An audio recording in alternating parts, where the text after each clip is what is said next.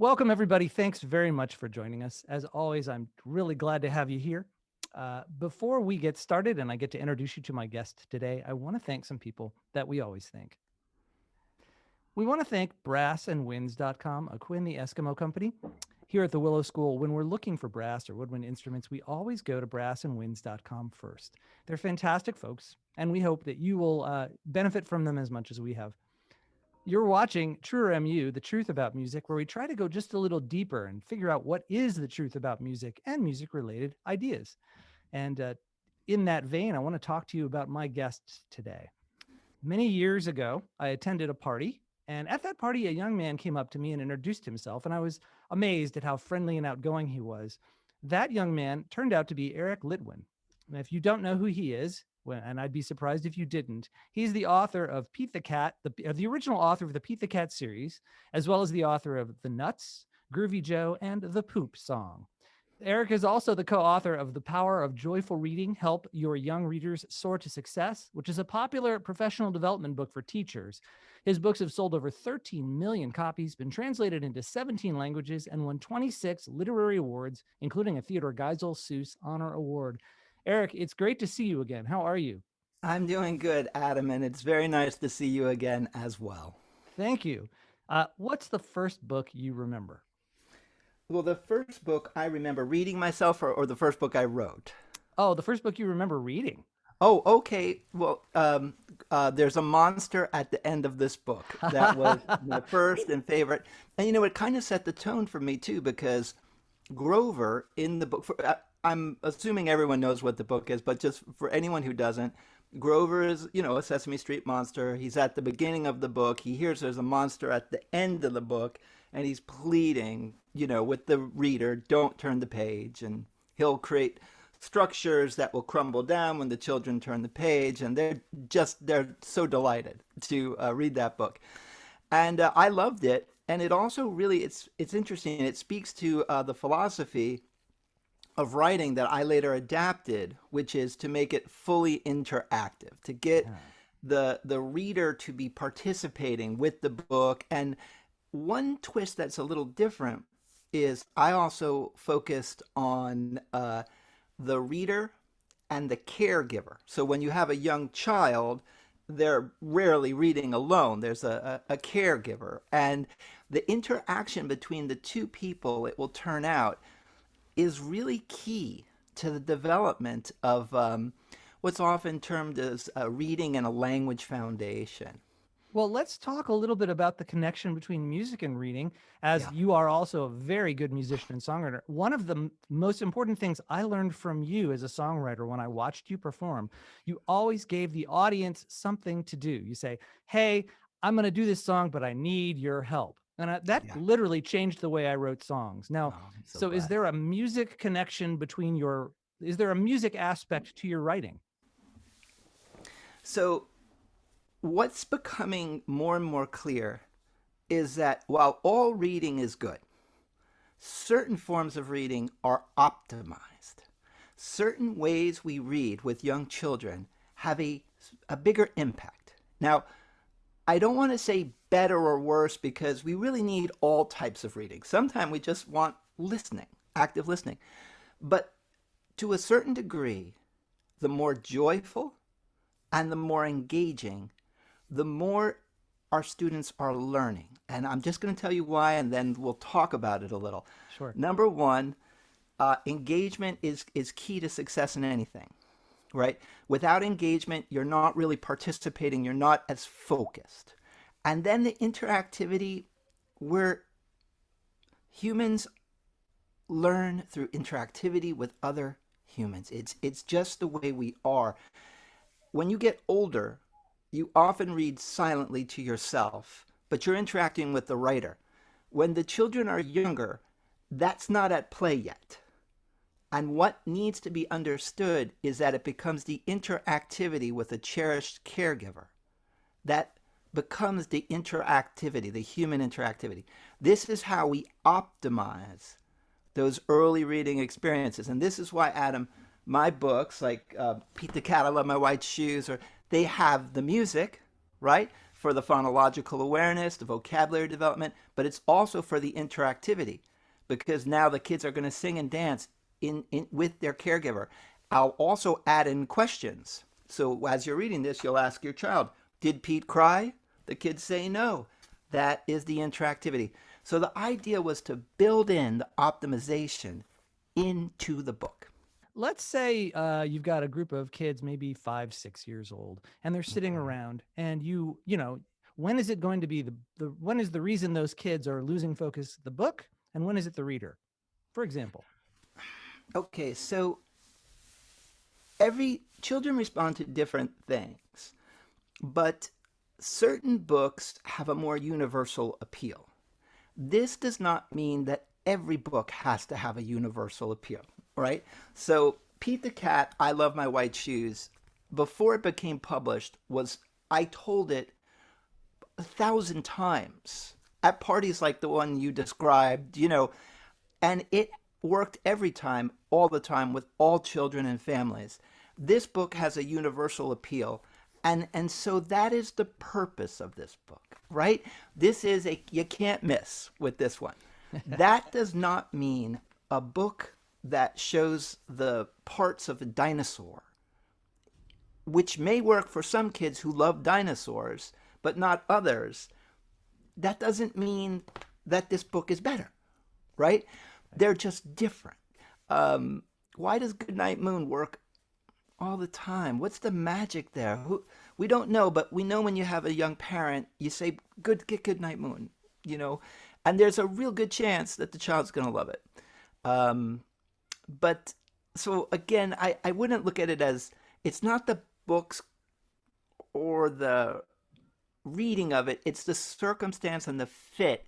And all of us are working to get that fit. And you'll use a combination of universal, like, okay, this always works, but you also want to like focus in on the child and start to get specific. And sometimes you want to try a book and maybe it works, maybe it doesn't. Maybe it works for a while and stops. The key for us as teachers and parents is to have joyful reading, joyful language experiences, interactive, playful, engaging, connected to print from the minute they wake up to the minute they go to bed, all day long, because that's what's needed. The children need to be immersed in these experiences. And a lot of times it will be books, which is great. But it doesn't, a lot of times it's not books. A lot of times it's just words connected to letters, songs about going to the potty. It's putting language front and center in a fun way, cater to your child. You're going to use their name a lot and their interests a lot, connecting it to print and letting that reading foundation grow so they have the greatest chance of thriving in reading instruction. You've been an expert on children and children's literature for years and years. You've had so much experience working with children, teaching. You just became a parent just Yeah, 2 years ago. yeah. And I want to know what that's done for you and to you. How has it changed? Has it changed anything for you? Oh, it's changed everything for me. I mean, it's such a joyful experience. In terms of personal growth, I mean, I've never been so tired. I've never been so in. Just that feeling of love and connection is so wonderful. In terms of being a writer, it really has reinforced to me the importance of joyful engagement with sounds and letters. When I watch him delight in words and I watch him delight in letters and sounds, I understand that he's learning and preparing for reading. And it's wonderful. You might hear him right now, I did. I actually. just heard him. Yeah. He's heading out for a walk. And so that I love that question. It's obviously confirmed a lot of things that you either saw or knew. Has it changed anything? Have you changed your mind about anything as a result of being a parent? The one thing I have realized is how little time parents have. And, in many ways, teachers also have so little time. Uh, so we have that in common, right? Parents and teachers. So I've really become to understand that we have to make every moment count. We have to use every moment of the day as a reading, as a language experience opportunity. And so we start to look more at our routines. Okay, as a teacher, we start to look at our transitions. Um, we start to look at our rule song, right? Um, we can sing our rule song, right? Hands in your lap, back up straight, smile, crocodile, or hands in your lap. Well, how does this go again? And clap, clap, clap. Sit up straight, hands in your lap, smile, crocodile, and clap, clap, clap. Something like this. We can turn our expectations into some kind of chant, right? Then we could have some of those words on the wall. And of course, we're just making this stuff up, so we can change it. Our children can be involved in writing it. And we can, how many times a day do we sing our expectations or have to go through it? In today's world, 5 to 20, right? That's 5 to 20 language opportunities. And I think that as a parent, I realize just, it's just all of a sudden they're there. You're going, and there's no time. We haven't had time to read any books on parenting. There's no time for that. There's no time to read a book on child development and language development. So I just would like to convey to parents, especially those watching, take advantage, just build it into the day. Build it into the day. Sing and chant, use wonderful vocabulary for everything you do. Turn it into songs and chants and connect it to print. We have a big word wall at our house. We had an empty wall. We just write words that mean a lot to him. He likes the laundry basket, so we wrote laundry. He likes his name. We wrote his name.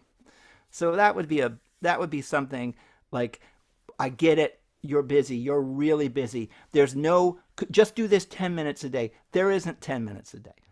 So rather, build it into what you're already doing. And I think that it's so simple, Adam, but I really think that would be an important change. Yeah. Well, what kind of a reader were you before your child was born, and are you still able to read now? Part of my job is research. So because I write both fiction and nonfiction. In nonfiction, I'm writing about the development of, you know, emergent reading skills, building that reading foundation. And I study the research very carefully on this. And so I'm always reading research journals and books on reading. And it has been such a pleasure to dive back into reading. It's been so nice. Do you Uh, want to talk yeah, about the book that you're working on, or the book, the Power of Joyful Reading? yeah, sure. So this book is completed, and it was co-written with Dr. Gina Pepin. And what this is a understand. It creates an understanding and a toolbox for teachers, for all the teachers watching. It's a combination of the basic concepts and the tools and ideas that you can start working on right away. So it's basically discussing what a reading foundation is, okay, and how we can utilize joyful and engaging shared reading experiences throughout the entire day. So, how to optimize books? Yes, through movement, engagement, participation, but how to also optimize things we talked about, your rule song, your in between classes. Also, how to build reading experiences into your class. Clearly, a simple example might be, here we have Groovy Joe Dance Party Countdown. In this, we have a math built right into it, right? 4 plus 4 equals 8. We also have, where is it here? Um, like 2 plus 2 equals 4. So this book has a math lesson built in. And of course, Pete the Cat and his 4 groovy buttons is kind of pretty well known for introducing subtraction. If you're teaching subtraction or whatever you're teaching, I'm pretty sure there's a book that either has it or can be adapted. And the basic idea, Adam, is not to turn your math lesson into a reading lesson, right? We have, as teachers, there's a primary objective, and we focus on that primary objective. However, we can do more than one thing at a time. And since building a strong reading foundation is so important, what I'm advocating in this book, myself and Dr. Gina, is that in addition to our primary objective, we should always be building resiliency and building the reading foundation for our students in everything we do. It should be the central and unifying mission of early childhood education, resilience and a basic reading foundation. And we can do that by adding just a touch of reading, language connected to print, to everything we do. So in your math class about subtraction, add add a verse. Let's say you're learning to subtract 5 from 10. Pete the cat put on a jacket with 4 buttons and then a coat with 6 over that. We add them up. We've got 10, and he sings my buttons, my 10 groovy buttons. That's if we're doing addition. If we're subtracting it, we've got a jacket with 10 buttons. 5 pop off. What does he sing? My buttons, my 5 groovy buttons. By adding this touch of reading, 1 minute, Adam, maybe 2, it gives your lesson context. It wakes your students back up, right? Gets them moving. There's no downside. And yet, when you think about the upside, when you think about that child being engaged in a language experience connected to print, every routine, every class, amazing things will happen. Their chances of having a strong reading foundation is so greatly increased. And this matters, right? Because so many of our students, for lots of reasons, and we can talk about this if you'd like, Adam, for so many of our students, they do not have that reading foundation. And the consequences are serious. America has pretty low reading proficiency scores compared to other countries of a similar wealth. So it's funny to be someone who sings about a cat stepping in strawberries, but feeling inside like this is really important. Like Right. we need to focus on this because it sets them up for success, and the absence of it is is devastating. I want to ask something a little more personal because you've brought up the personal way you feel about this. You originally saw yourself going through the path of becoming a teacher and then a principal and then a politician, and instead you chose a much riskier path. You also could have been a performer. You certainly have the talent and the charisma. Why have you chosen to go into this risky path of trying to get people to read and also to publish books, which is immensely risky? Well, first, I would like to say I still am a performer, and that had never changed because I kind of write my material in front of a live audience. Right. So, up to the pandemic, I was doing 200 to 300 performances a year. So I still perform all the time, and that's just part of what I do and part of who I am. Um, I did want to be a principal and then a politician focused on educational policy. And I changed my course when I became focused on reading. Um, and the story I tell, and it's in the book, but also the keynotes I give, I often tell this story because it's kind of how things started for me. I had a third grade class, and well, okay, I was walking to my third grade class and I passed a kindergarten class. And I saw the kids in there. I heard the teacher say, "Who wants to read a book?" And they were so excited. They were running to the book. There were bean bags.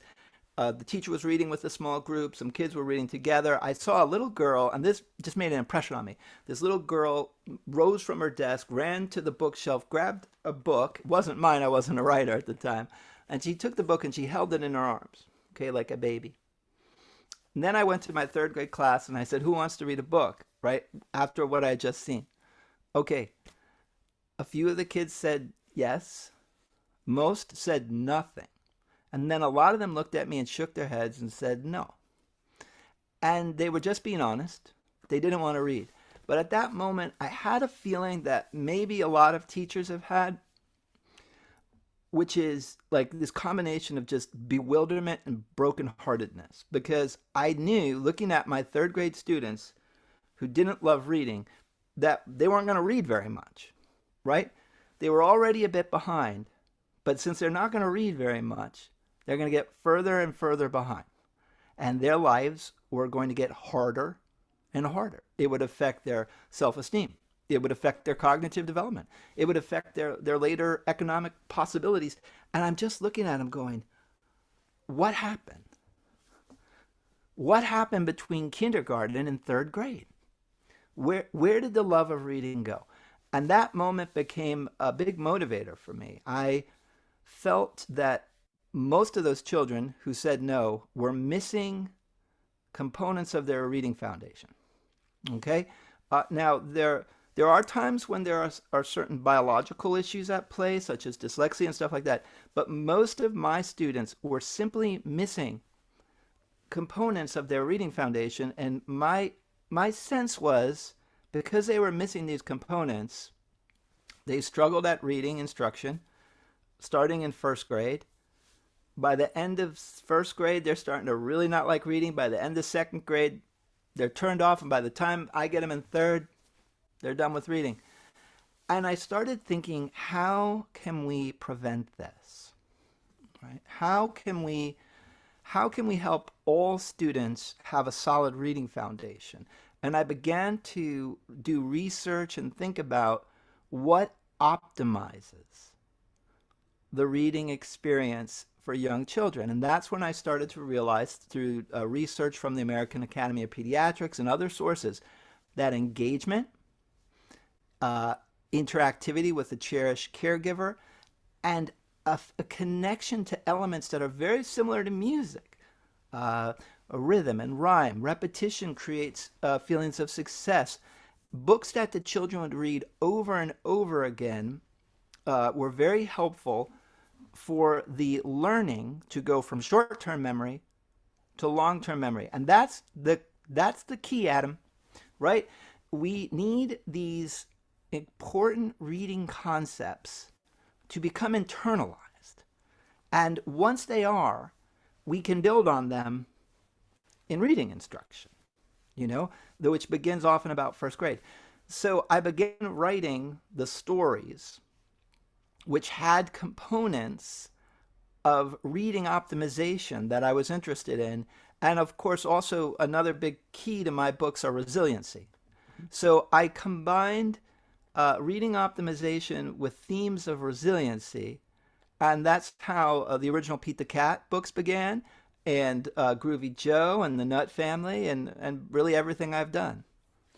It's interesting because I'm thinking now, of course, you didn't invent the wheel here. These books that had some of these qualities existed and this stuff was known. However, I'm thinking as you're talking that perhaps this resiliency issue, that may have been the thing that you introduced that may have been new and most needed at the time. Do you think that's possible? I think it's a combination. I think that although none of these concepts belong to me or were invented by me, I stand on the shoulders of others who were inspiring to me, and I learned from the research I read. So we are all part of a team here. I think the difference was that I took it to another level. The amount of interactivity in Pete the Cat, I Love My White Shoes, is just substantially more. I mean, you have questions built into the book, you have songs, you have so all of this creates a like a performance, and I was a performer, right? I created this during performances, so when you read it, it becomes like an interactive performance. So those skills kind of worked together, and blending it with resiliency, I think was what was needed at the moment. It was 2008, right? It was the housing bust and Right. And the some recession. recession, and people were feeling down. And this book felt good. And that's also something I learned as a performer. And Adam, you're a performer too, and you know that people forget what song you sang. They remember how you made them feel. Yeah. So you learn to affect people's mood. And this is the key to survival, right? I I learned as a musician, I would go to places and play, and I would be booked with other people who I felt were far, far better musicians than I was. I just was in awe, right? But then I would get offered the gig again. And I started to figure out it's because I was fun. It's because I engaged people. I got people interactive. I said, "Okay, I need your help," right? And that's when I started to realize, okay, that this works for performance. This makes people feel good. I've got their attention. They're engaged. And then I started to really, wow, they're learning more. I could teach something now. I can get a message through.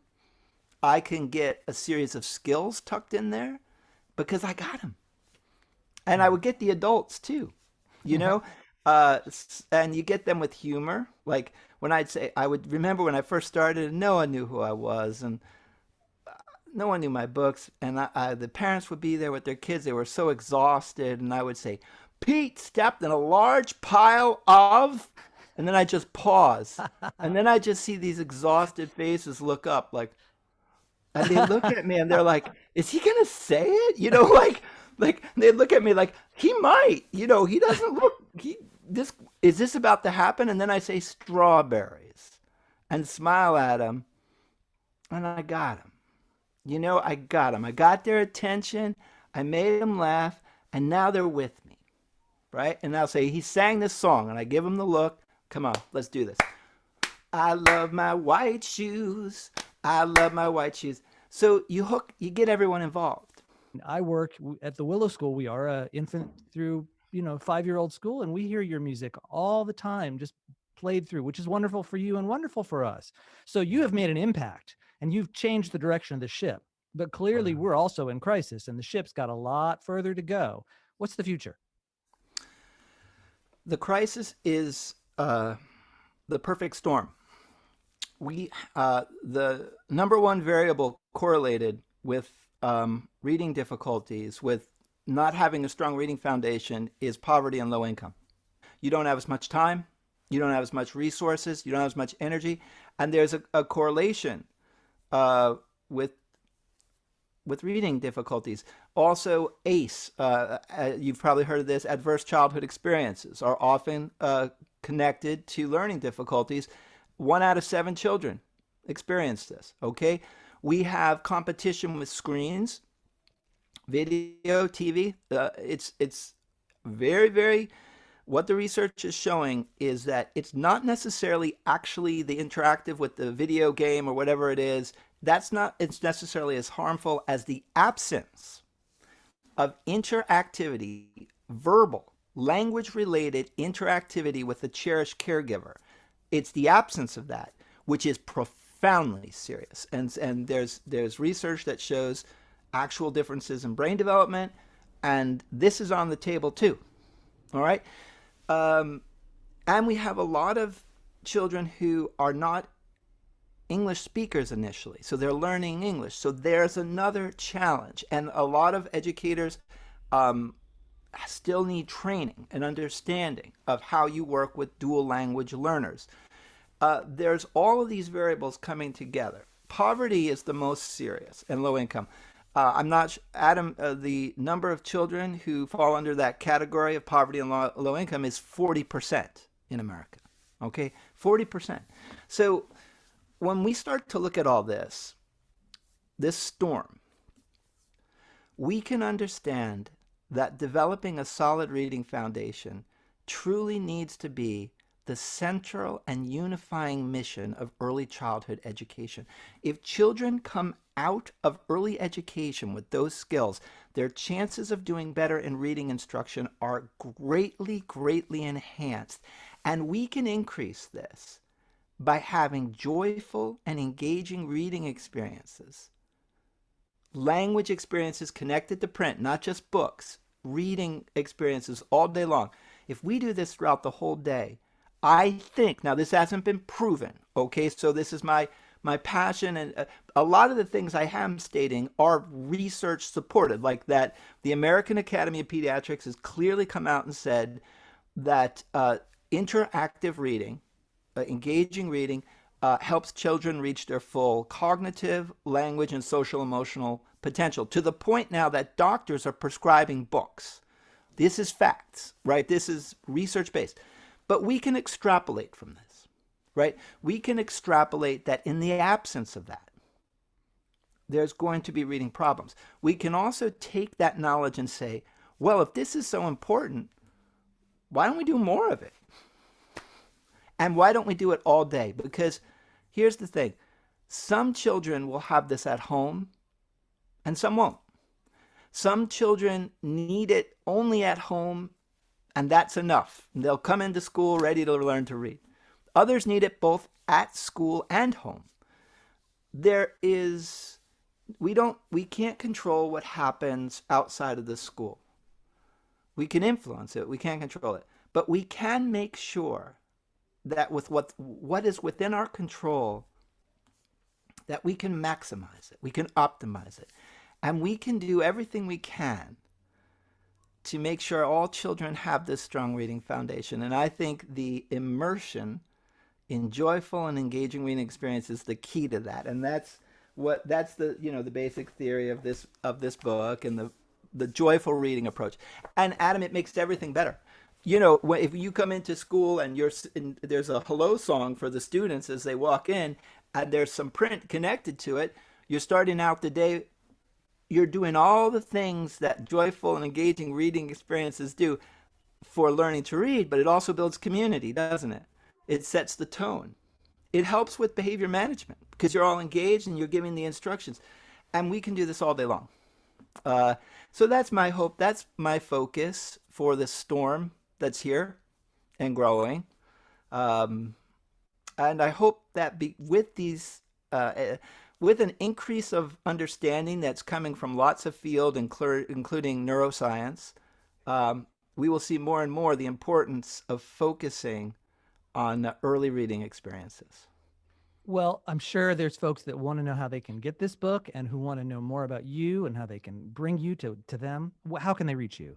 Okay, so the best way to reach me is from my website, which is www.ericlitwin.com. And I have an assistant, Jennifer, who will receive, if you go to my contact page and reach out and say, we're interested in having Eric come to our school or our community, she will email you back and let you know. Often, it's the best way to do it is to have many schools. So I would usually go to 2 schools a day and stay in an area for about 3 to 4 days, sometimes a week. And that way I can keep the costs lower for each school, as opposed to if I'm just going to one place, then it's a lot more expensive. Now, I also do keynotes at conferences, and like I said, before the pandemic, I was doing hundreds and hundreds a year. I love them. Also, during the pandemic, and then hopefully we're towards the end of it, but we just don't know. I've been doing a great deal of virtual presentations. So on Zoom, but it doesn't have to be Zoom, but virtually, both visits to schools and to conferences for teachers. For my school visits, the theme again is always why it's important to love reading and optimism, and we have a joyful reading experience together. And then for teachers, the focus is the power of joyful reading. I want to thank you so much for taking the time to talk with us. Thank you for what you taught me in particular through our interactions together and the help you've provided me over the years. And thank you so much for what you've done to change the direction of the ship. We really appreciate it. Thank you, Adam. It's been so nice to talk to you. It's great to see you again. And I just appreciate the chance to share these ideas with your listeners. I'm glad to have the opportunity to help you do that. And we want to thank also all of you who took the time to subscribe and to watch today. If you haven't subscribed, please subscribe to our channel. We are truermu.com, truermu.com. And we would love to hear what you think about this interview and other interviews. Please share with folks, let them know what we're doing. And if there's anyone you'd like to see on this show, let me know and I'll do my best to get them. Thanks very much, folks, and we'll see you next time.